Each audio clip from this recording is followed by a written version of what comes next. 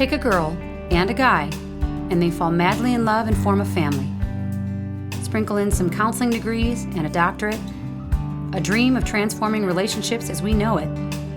And 20 years later, we give you power couple Dr. Ray and Jean Kadkodian. And this is their podcast, Couples Synergy. And welcome back to another episode of Couple Synergy with Dr. Ray and Jean. Hi, I'm Dr. Ray. And I'm Jean, and this is our podcast about love, marriage, and relationships. Please check us out online at couplesynergy.com or on Facebook, Instagram, Twitter, or LinkedIn at Couple Synergy. And please subscribe to our podcast, leave us a review, or send us any suggestions on topics you'd like to hear more about.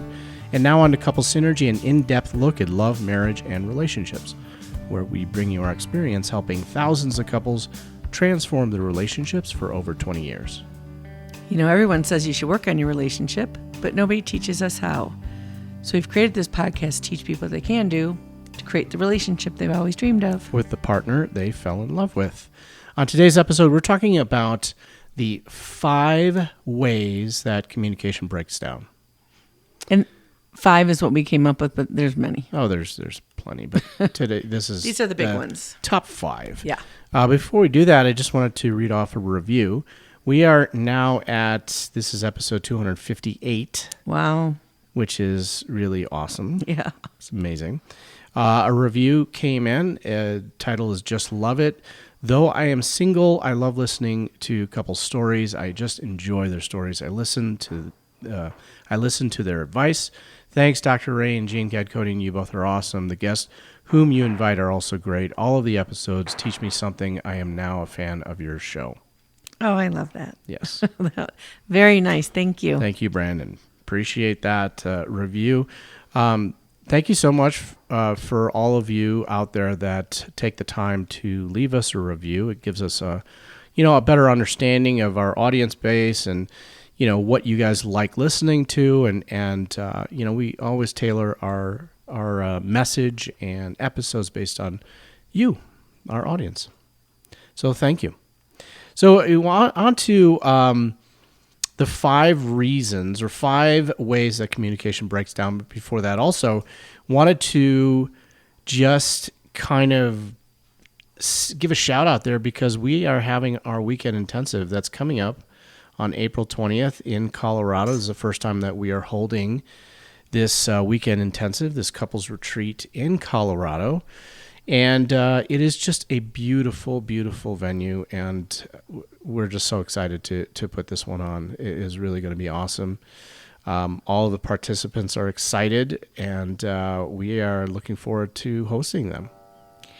Yeah, this is probably our most passionate thing that we do is, you get a group of people together, and it is so difficult for us to describe what it is and why you should do it. And most people that come on it are usually like, well, you guys said it would be worth it. So go check out the testimonials is on couplesynergy.com. Those are couples that have been on the weekend that use their words to describe what transformed in their relationship from that. And our topic today is relevant to why we created the weekend. Absolutely.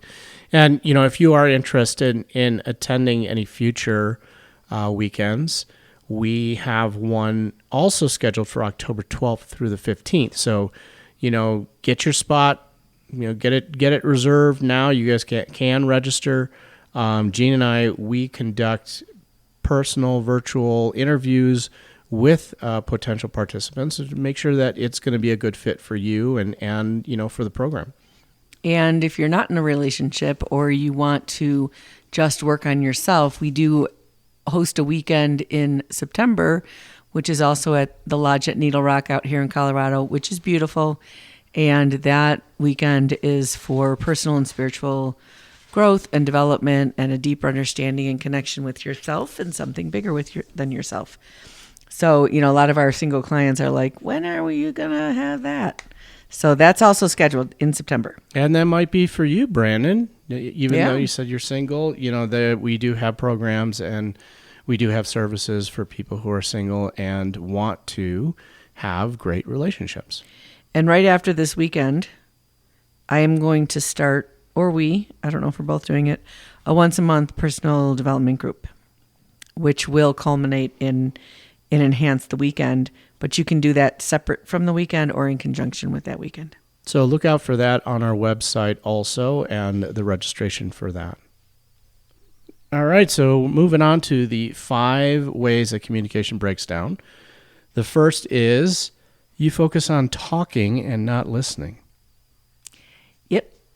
And, if you've been listening to the podcast, you've heard us say that all relationships starts out as parent-child. And as a child, you want your parent to understand you and listen to you and help you with your problem. But as the parent, you can't go to your child. So then when we get into relationships as adults, we sort of want to show up as that child. We want our partner to listen to us and understand us and help us solve the problem or help us change them so it feels better. And all that happens is communication completely breaks down. Yeah, if you're focused on communicating your message, but you are not willing to listen to your partner's message or their perspective on something, then it completely is going to break down. There's just no one is being heard. And that is unfortunately, it is a very common mistake that a lot of couples make. And, understandably, you want your partner to be able to know your perspective, understand your perspective, your point of view. But if you're not willing to hear your partner, then there's no point. According to the research by John Gottman, you cannot solve a problem unless you can clearly state your opponent. Oh, sorry, not opponent. I did that on purpose. Because that's what's happening when communication breaks down. Right. You turn your partner into your opponent. If you cannot clearly state your partner's position. And you'd be surprised at how off you are if you asked your partner, what is it you heard me say when they're reacting to you in a certain way? Or if you try to clearly state back to them their position, you probably totally have it off.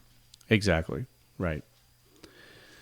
So number 2 is you are afraid of hurting your partner or afraid of conflict.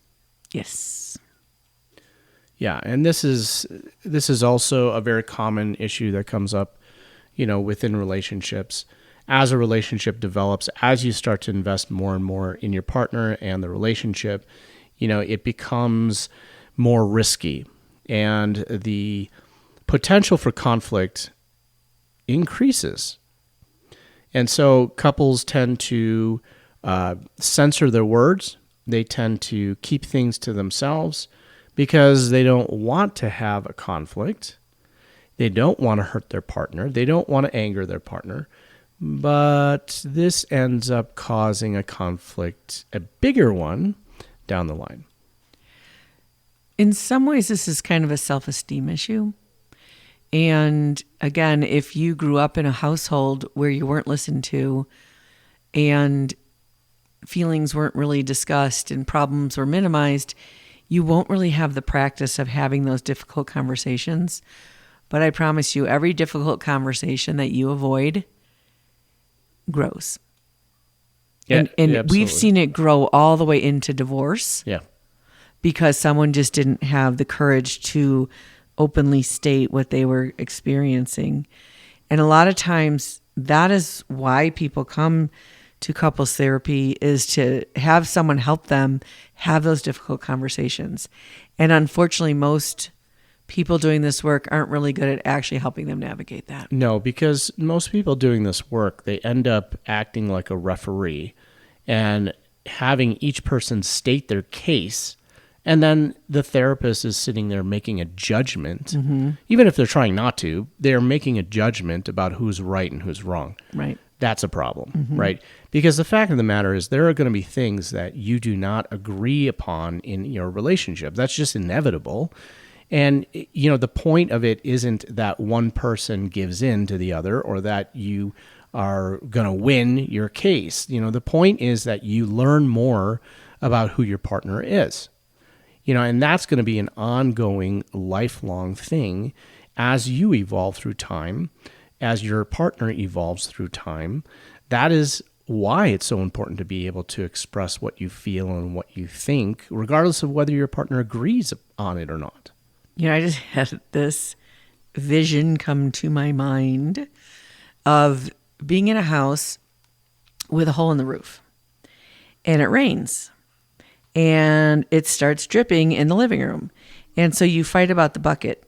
You fight about which bucket you should use and who's going to empty the bucket and how big the bucket should be, instead of fixing the hole in the roof.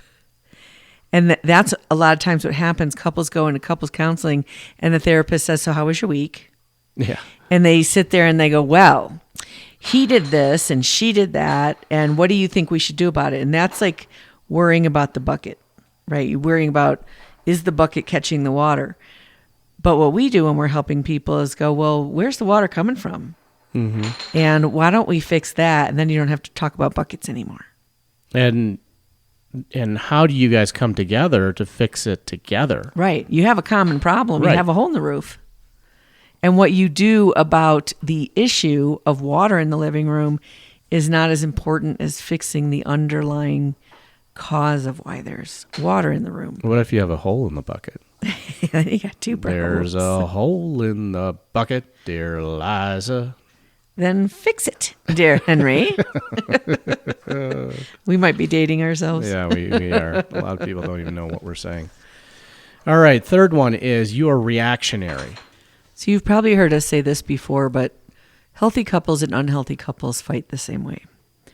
And the reason is we fight with our hindbrain or our reptilian brain that is reactive, that's only concerns our food and safety. And when your partner is upset about something or you're upset about something, you are instantly activating that fight, flight, freeze response in your brain. And that's where you're fighting from. And that's where that reactivity comes from. It's a very reactive part of our brain. Yeah, I guarantee you it doesn't matter how good you are with communication skills. It is never going to come out perfect. It's always going to come out messy initially. And so if your partner is expressing to you some pain or complaint or something that hurts them, it is going to come out pretty messy. You can expect that. Second of all, if you react right away to that first, first impression of that message, then that communication or the potential for communication completely, it goes out the window. Yeah, when we're in that part of our brain, we get tunnel vision and tunnel hearing. We glob onto a word or phrase our partner says. We can't hear anything else. We just get stuck there. And no matter how much our partner tries to explain something different or how much you try to blast them, there is just no communication happening. And, you guys could just do what we do, and we schedule tea time, and we sit down with a little cup of tea, and we talk very calmly and rationally about our emotions. Yep. That's exactly what we do. And if you believe that, maybe you should refer to the episode called The Late Night Fight. Yes. Yes. So it is very normal to be reactionary. It's normal to lose it, to call each other names, to slam doors, to stonewall. Those are really normal things we do when we feel threatened. So that's not the important part. The important part is, what do you do after that? Calm down. You think about if you're parenting a 2-year-old or a 3-year-old or a 4-year-old, maybe let's go with 4 years old because they have better vocabulary than a 2-year-old, and they're upset about something and they're like, you can't even hear their words. And the first thing you're going to do is soothe them and calm them down so that you can hear their words and then work on a solution. And it's the same way with us. No matter how old we are, we have to calm ourselves down. We have to get into a place where we can open our ears up and become listeners and find out what's really going on. I find it interesting, especially at the Lighthouse, managing people, where someone will come to me with something that someone else is doing wrong, and they'll be correct. And I get reactive. I'm like, what is that? Why are they doing it like that? And then I'll go and talk to the person who did it, and it makes complete sense why they did that. absolute complete sense. Like, oh, okay, I can see why that happened. And I have to watch myself and my reactions, because that is my go-to. Is like, wow, why aren't people listening? You know what I find interesting is that, every time you kind of go with that voice, our puppy stops what he's doing and he picks his head up and takes a look at what you're doing. The upset voice. Right, the upset voice. And that's, it's an instinctual type of reaction, is that if someone is upset or someone is, voicing some type of, frustration in that tone, we become defensive. We become on guard. We become alert, right? Because somebody might be crying out for help. That something is wrong, right? And so when you think about that in our relationships, our committed partnerships, if our partner has some tone in their voice, it is going to cause us to become alert. And depending on the quality of the relationship, we may be guarded, we may become reactionary. When we become guarded and reactionary, we also, at some level, feel responsible. That if our partner's upset, we're supposed to do something about it. And the defensive part comes in because we say, well, I didn't do anything. And you're somewhat right about that. If someone is having a big emotional reaction, it probably is not from what's immediately happening. And of course, this is a big part of the work that we do to teach people what is really going on, but it's that iceberg under the water that got activated. And it's really difficult to get down to the healing part of that if you're just concerned with, the bucket and fixing that piece and trying to be careful about the issue as opposed to healing the issue. But that feeling responsible, or that you're being blamed, or you should do something about it, the only thing we can ever do for our partners is support them in their own healing journey. We cannot take responsibility for their emotions, for their reaction to things, even if we're the ones who's causing it. All healing is self-healing. We can support them.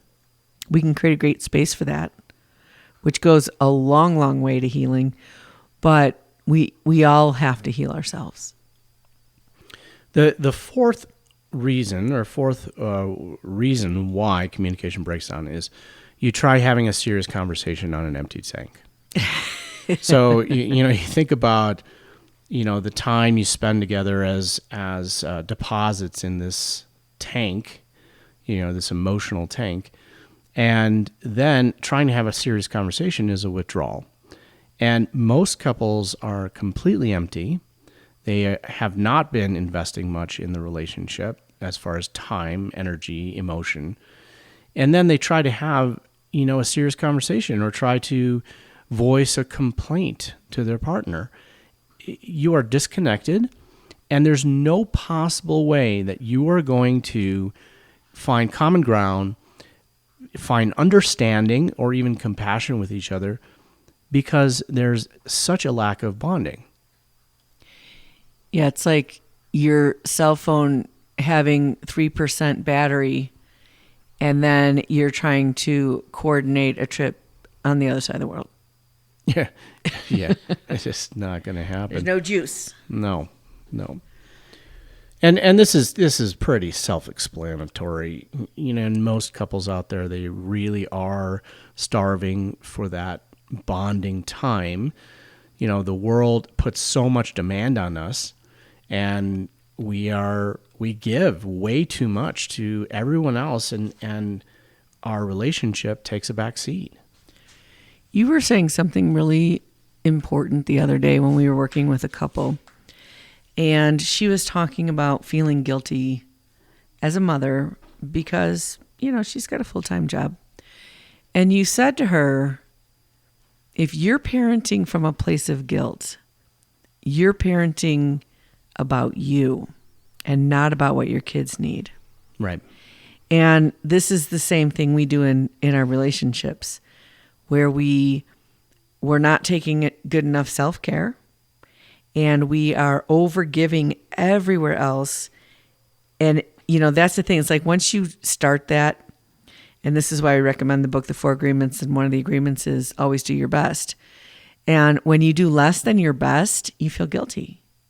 But when you do better than your best, you also feel guilty. Mm-hmm. And it's this guilt-driven thing that probably isn't accurate or true, that really messes things up when it comes to communication and trying to have those conversations when you're really depleted. Last thing at night, in the car when you're headed somewhere like a family party. Last thing at night, like at midnight. Yeah. Like you're in bed and you're starting to fall asleep, and all of a sudden, boom, Yep. the late night fight. Yeah. Besides kids and parenting from a place of guilt, if you are doing things for your partner out of guilt, if you're doing something for anyone out of a place of guilt, you are not making it about them. You are making it about you. And that is not a partnership. That's a selfish, one-sided relationship. It took me a long time to stop being self-preservation. Preservation, yeah. Like Guarding myself. Guarding yourself, being protective of myself. And being able to set that aside and really see things from your perspective and what you might need, and realize that things I was doing to guard or protect myself were actually really hurting you. And I was so consumed with my stuff, I couldn't see your stuff. And it wasn't until I really started to see how things were impacting you that I got over some of myself. It's not always about everything I need. And to try to see your perspective and how things are different in your life. And, it's that whole don't point out the speck in someone else's eye when you have a plank in your own, but we don't see our own plank. And we see it, and we can get empathy and compassion for our own plank if we can support the pain of the speck in our partner's eye. The fifth reason why communication breaks down is you minimize or one-up your partner. Yeah. Yeah, and this is, this is a kind of a form of contempt, is that you are not showing any respect for your partner's needs at all. If they are voicing a complaint, and again, it's not going to come out pretty, it's always going to come out messy, and you just minimize it, or you shut it down, or you one-up your partner like, oh yeah, well, you do that too, or you did this, last week. It completely dismissing what their pain is, and now, shoving it in their face about something that they did. This is not, obviously you could see that this is not a partnership. This is definitely competition. I was like, who's going to win on this one-up list? The interesting thing about minimizing something. So we've been in the process of building the saloon, which is where we're sitting recording our podcast right now, which is not done.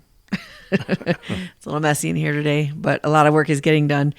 And, we have someone who's doing the work for us / with us, because we're trying to help at the skill levels that we have. And we'll start working on something, and he'll come by and he'll be like, that is completely not how you do it. Mm-hmm. And it'll be a little minimized thing in my perspective, like, so maybe it's not sanded a little bit or whatever, whatever the thing is.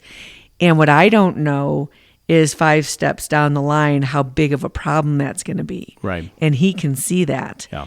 And because of that, and this is what's happening in relationships, when one of you senses that something is off, the thing they see as off is probably a small thing, but it is the symbol of a larger thing that will come back to haunt you later. Mm-hmm. So, or it's the start of a larger thing. Yeah.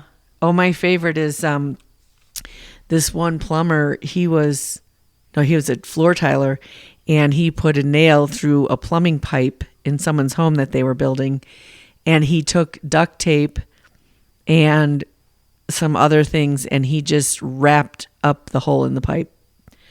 And then a month later, of course. And then they walled up and everything. they walled it all up. Oh, my gosh. And they went, oh, it's just a little hole. It'll be fine. Right.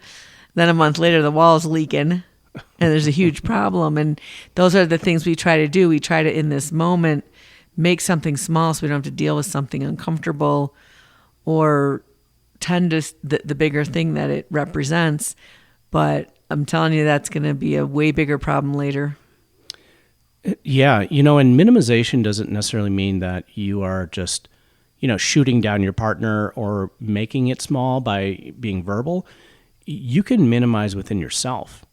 You can say to yourself, well, you know what, I don't really want to, complain about this, or I don't want to come across as a crybaby, or, I could just sweep this under the carpet. And so minimizing it within yourself also is going to lead to a bigger problem down the line. Yeah, the show we were watching yesterday, they called it Toxic Positivity. Toxic positivity. That's right. Yeah. Where you just try to sunshine and rainbow everything's, even though they're a mess. Right. And that, of course, leads to a big problem, and it undermines what really is happening for people. And, relationships are not logical. I can't tell you how many times we've had that discussion with emotional. With people. Yes. They're emotional, and those emotions are there because we sense something, and we can't always find the words. Mm-hmm. And it's so easy to logic that it's not a real thing. Yeah. I mean, people logic all sorts of stuff. People are logicking that the earth is flat. Yeah. Relationships never make sense. No, they do not. Right. And if you one-up someone, what you do is you take their stuff, tell them they're not important, and that my stuff is more important. Yeah. And you'll see this pattern in a relationship. And again, it's a way for that person who's one-upping to try and deflect something that's really happening, either for their partner or for themselves. And it leads away from the core issue and puts you on a merry chase down the rabbit hole. There are either two winners or two losers in every relationship. Teammates don't keep score. That's true. So we want to thank you for joining us today on Couple Synergy. Our passion is in helping couples and people have happy and healthy relationships. And this podcast gives us a fun way of bringing our knowledge and expertise to you, our listeners. For all of you listening, please let us know how you enjoyed the show. If you have any questions, comments, or topic suggestions, please email us at contact@couplesynergy.com. For more information about Couple Synergy and our programs such as Relationship 101, the Home Study Course, the Couples Weekend Intensive, and our premier coaching program called Couple to Couple, look us up online at couplesynergy.com. And if you know someone who could benefit from this episode, please download it and share it. And thank you for listening. Until next time, synergize your life and synergize your love. You have been listening to Couple Synergy with Dr. Ray and Jean Ketkodian. Couple Synergy was recorded, edited, and produced by Dr. Ray and Jean Ketkodian. Voiceover and music entitled Breathe and Let Go was recorded and composed by Gina Gonzalez.